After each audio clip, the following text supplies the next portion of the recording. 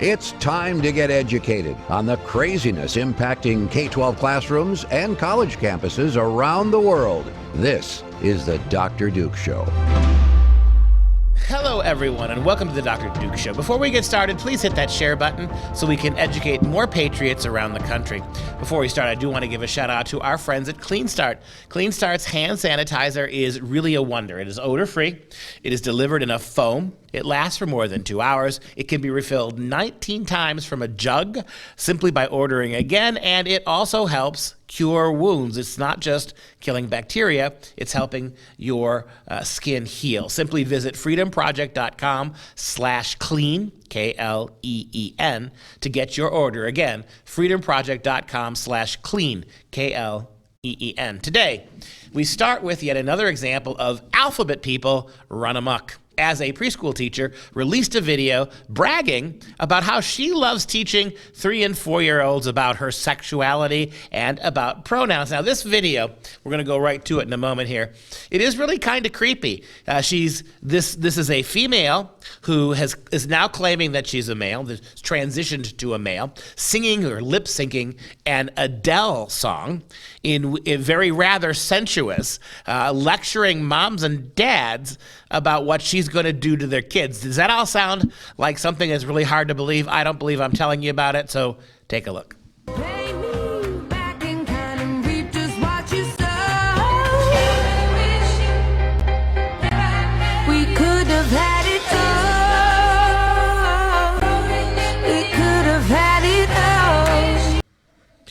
So somebody loves themselves, Katie. I think that's the first takeaway from this. Somebody really, really loves themselves. And you could see in the fine print to all those parents out there who don't teach their children about gender, about pronouns, about all of this funky new sexuality. Well, she guarantees you she's going to do it. Well, first off, you said they love themselves, and I don't think that's the pronouns that Ash, as we've learned, with the tag handsome, full, and purty. Can't spell pretty because purty. Anyway, it's a he, they. Oh, so I guess the themselves would work out. I guess you did. I don't know so anymore. It's actually a woman. So Ash who claims he, they is their goes pronoun. with he and they, just not she, but she is a she, and. Yes. Also, Black Lives Matter, feminist. And as I learned, I thought that originally when I looked at it, it said ABACAB. And I was like, what? Genesis coming back? No. It's ACAB. All cops are bad. Yeah. And don't forget the very bottom. Go back. F the binary. Oh, yes. Don't forget. Forget the binary? All you no. troglodytes who believe that there are men and women. F you. F your binaries. I'm going to dance seductively with my half shirt, and I'm going to ease into a deep gaze in my narcissistic mirror just to teach your children at the youngest ages what she believes. Now, you ask yourself the question. When you send your kids to a public school, when you pay your exorbitant real estate property taxes to support public schools, when you vote for referenda to turn over more of your public money to schools to use in the name of education, is this what you're signing up for, Mom and Dad? Ash, no? Ash, by the way, made me question listening to Adele, although Ash doesn't understand what Adele's saying in that song. But anyway, back to the point. The fact that Ash wrote there, to the parents who refuse to educate their children on queerness. And the simple fact, it's not parents are refusing to educate their children and then the on queerness. See, the parents, it's the teachers are refusing to educate their children, period.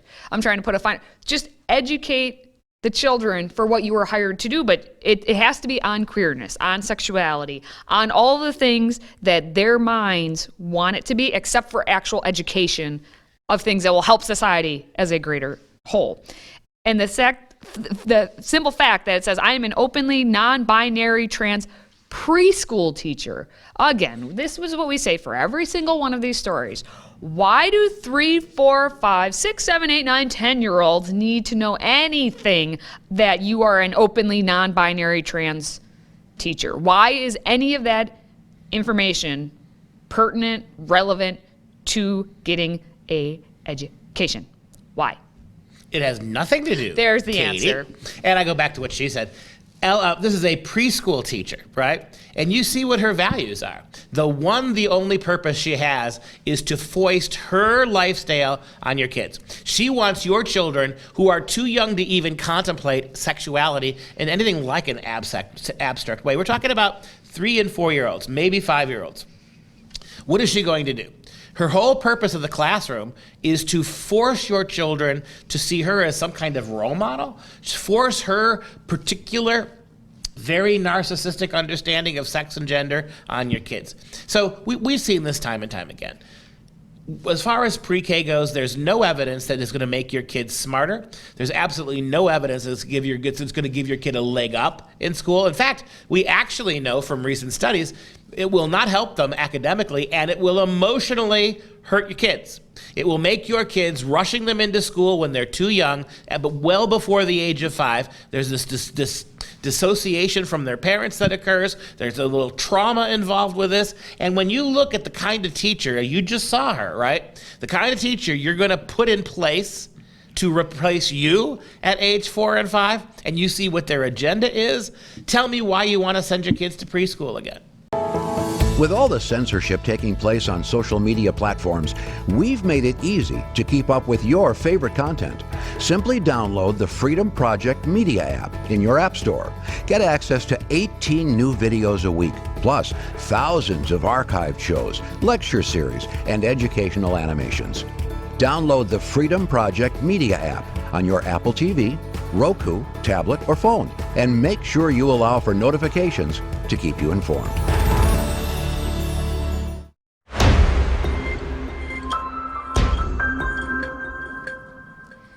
Before we move on to our next story, just a little reminder that tomorrow, within 24 hours, we will be unveiling our awards for the best and worst of America's public schools in 2021. The Dundies? Not the Dundies, the Dr. Dukes and I. I don't know what to call them. Dr. Duke and I. The Ussies. The Ussies. It's the Ussies. Dr. Duke and I have compiled our top picks, and we look forward to sharing our award losers, winners. There's some winners, actually, but then plenty of losers. We're going to share them with you on the Dr. Duke Show tomorrow, so make sure you tune in. Now,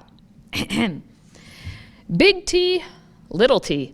What begins with T? 10 tired turtles on a tuttle tree. Name that book. Mom and dads, you know what it is. Now, I can tell you what is not with a big T or a little t. Teacher. You did not see teacher in that sentence. And it's especially not happening at Grisham Middle School in the Round Rock Independent School District in the area of Austin, Texas, because we had an instructional technology specialist named Krista Tyler who decided, I'm going to read a poem in front of the school board in the tone of the one, the only, Dr. Seuss. And the book was the ABC book. If you've not read the ABC book by Dr. Seuss, that's where that came from. Anyway. And the purpose of this book is to mock parents for daring to be concerned about what their kids are reading. Yes, and before we go, I'm warning you, what she reads in her little poem, in her Dr. Seuss tone of voice, is horrible. And you're going to want your ears to just fall off your head so you don't have to hear it. So please prepare yourselves. Everyone in Leander liked reading a lot, but some evangelicals in Leander did not. These kooks hated reading the whole reading season. Please don't ask why. No one quite knows the reason. It could be perhaps critical thinking causes fright. It could be their heads aren't screwed on just right. But whatever the reason, their brains or their fright, they can't follow policy in plain black and white. You wrote EF Local so that our children could learn. Please follow policy if there's cause for concern. These bigots don't get to choose for us, that's clear. Then how, I am wondering, did we even get here? They growl at our meetings, all hawing and humming. We must stop this indoctrination from coming. They've come for the books and the bonds, and what for? Their kids don't even attend Leander schools anymore. Bring back our books, maintain decorum, good grief. Wouldn't it be nice to have a meeting in peace? Now listen to that. Listen to that. She calls your parents kooks and bigots. She assumes that everybody who is protesting the reading list is an evangelical kook, all right? The level of insult that's taking place here. She then says that your job, mom and dad, is to follow the policy. Well, what if the policy is bad? You're telling parents that whatever happens here, you're going to follow the policy. And then most egregiously, and I've looked at what took place in Leander. She's talking about Leander, Texas, right? And she's talking about where many of those pornographic books were taken from. I watched that situation. I've studied this.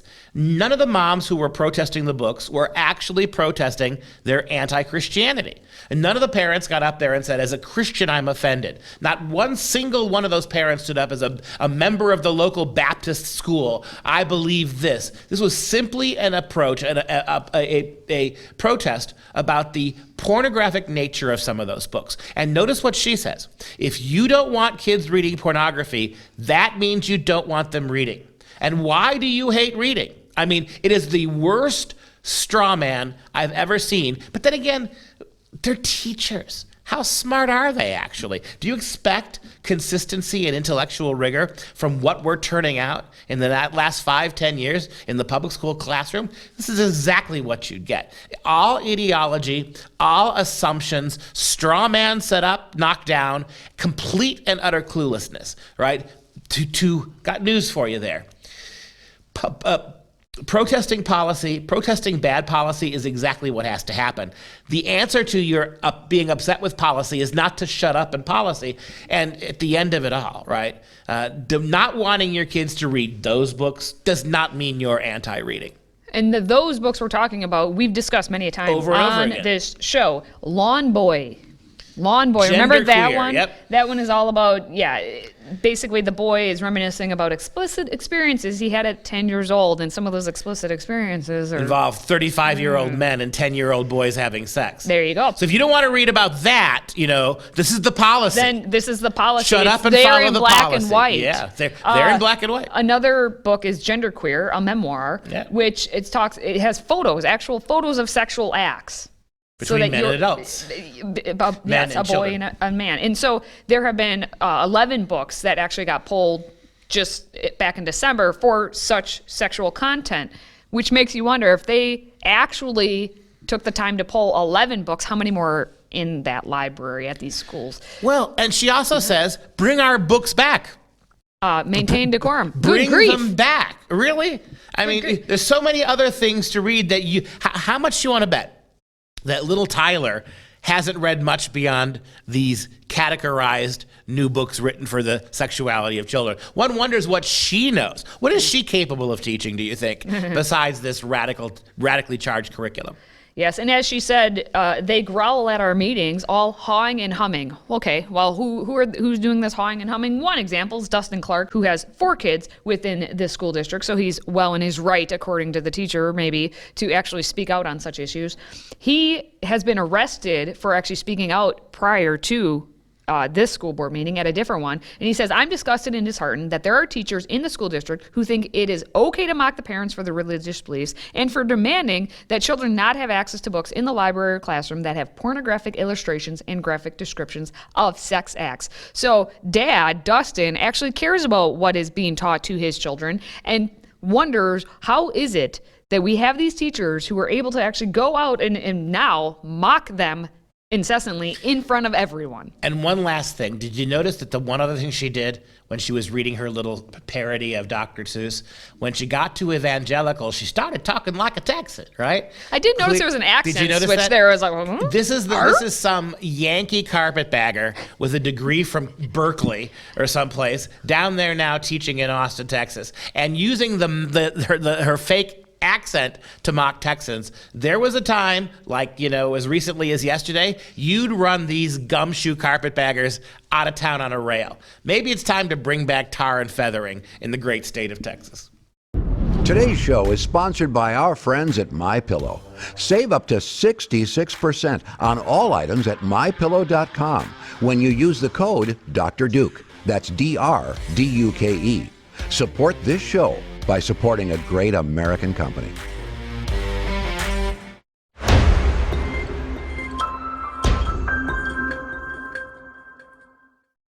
hopefully you have started your new year in a healthy way. You know, you're doing your New Year's resolutions, maybe getting on the treadmill, eating a couple greens, a whole head of broccoli there maybe. But if you're white, you are just riddled with disease, so why even bother? So whiteness is a disease. Whiteness is pretty much everything else in this world, and we know that it is a disease. So says Charles Egerton, who is a former corporate photographer who recently acquired his PhD in, yes, peace and conflict studies. And he's a lecturer at the University of North Carolina, Greensboro. And in November, he decided he wanted to make a little comment during a virtual panel thing he had, in which the panel was called Common Threads, Attacks on Critical Race Theory, Centering Whiteness. I don't know how many colons you can put in there, but he basically said that, yes, whiteness is in fact a disease. Now, before you listen to this clip, I want you to listen very carefully if he ever defines for you what exactly is the disease of whiteness, right? It's all complete assumption. The word white now means plague. The word white now is synonymous with racism, but we never learn in what capacity or how whiteness can be anything else. Listen to this. These attacks on critical race theory are centering whiteness. So we feel that we needed to talk a little bit about what whiteness is, at least in our understanding of it. Okay. And here, this slide is basically looking at whiteness as a disease. The social construct is false. There is no superiority of people with lighter skin. So it's important to see it as really it's a disease because it's an attack on the truth. Whiteness is not true in terms of what it imposes on us in our culture and our society. And then racism is a symptom of the disease of whiteness, really, and that's just saying kind of where it starts and where it leads to. So what I gathered from that clip was that whiteness is whiteness, and whiteness then becomes whiteness, so that whiteness is whiteness, and after that there's a little bit of whiteness. And you know what really bugs me? It's this argument that they make, right? That whiteness is white supremacy. How many people, be very blunt with me, out of a white population of, say, 150 million, how many actually believe to be white is to be supremacist?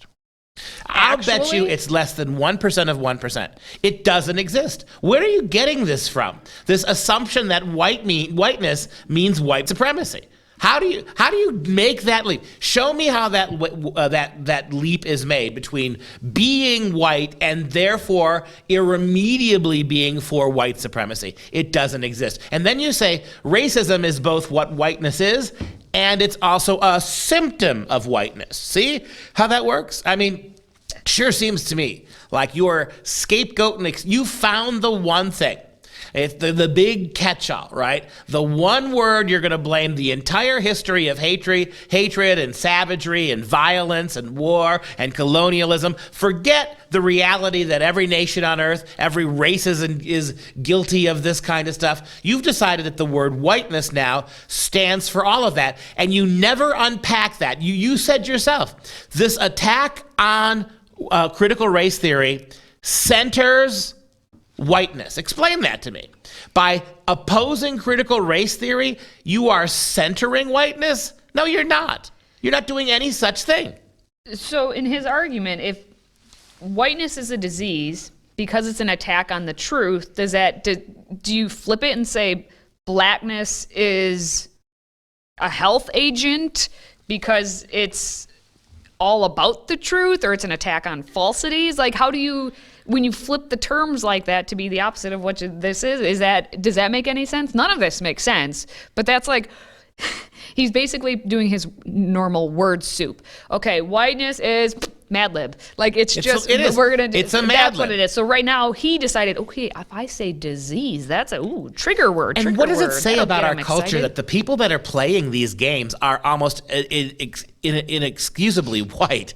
I mean, of course. The whitest of the white guilt, people saying this, white right? Robin DiAngelo, how much money did she make last year? This is what he's learned, right, about white culture in his conflict and peace PhD. After good you know, Lord. I mean, being a corporate photographer, then to switch over to that, there was some sort of midlife crisis happening there. But I just want to get in a note of who his other presenter with him was. It was Yassine Kaut, who's a Frenchman. He got a PhD in educational studies and cultural foundation, and he said he's actually planning to teach further educators about social justice and making our world a better place for those in need. He also hopes to develop video games that promote empathy and justice. And anti-whiteness. So the coming together of the minds right here, the corporate photographer and the video game lover, are all about teaching you how you are diseased.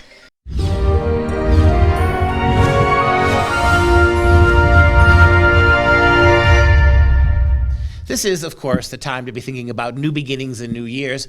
We talked a little bit yesterday about that great Western classic, Auld Lang Syne. How about the joyous celebration of the new year from the Chinese perspective? Of course, we know the Chinese New Year takes place a month and a half after the traditional Western New Year, and nevertheless, there is a tremendous celebratory nature of it. Take a look at our picture here.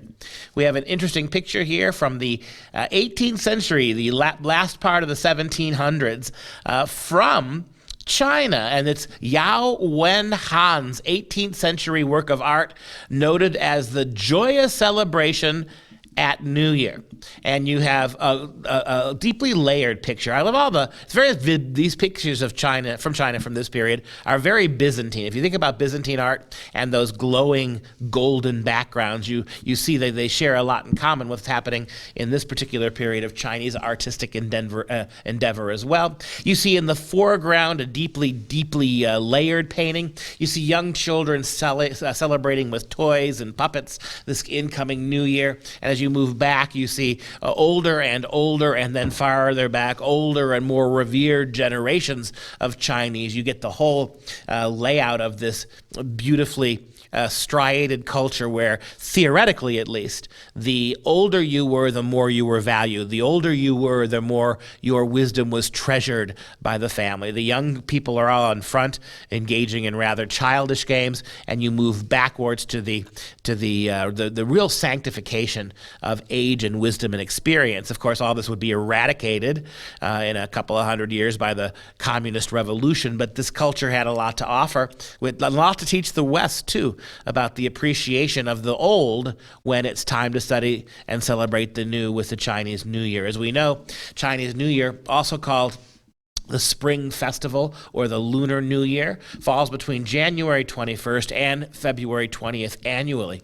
Although spring is yet to come, Chinese people begin preparing for its arrival. Celebrations traditionally last for a month and a half, starting on Spring Festival Eve and culminate with the Lantern Festival. 2022 marks the Year of the Tiger. So get your Survivor records out of mothballs. It's the Eye of the Tiger year. Let's just hope the Chinese military doesn't take that as an opportunity to swallow up Taiwan. If you have a question for Dr. Duke and Katie, please send it our way by emailing askduke@fpeusa.org. I just have Eye of the Tiger running through my head now. And that wraps up this show. Just a reminder, people, come back tomorrow, 24 hours from now, for our award show featuring our selections for the best and the worst of America's public schools in 2021. You really do not want to miss it. For Freedom Project, I'm Katie. He's Dr. Duke. Until next time, stay educated, my friends.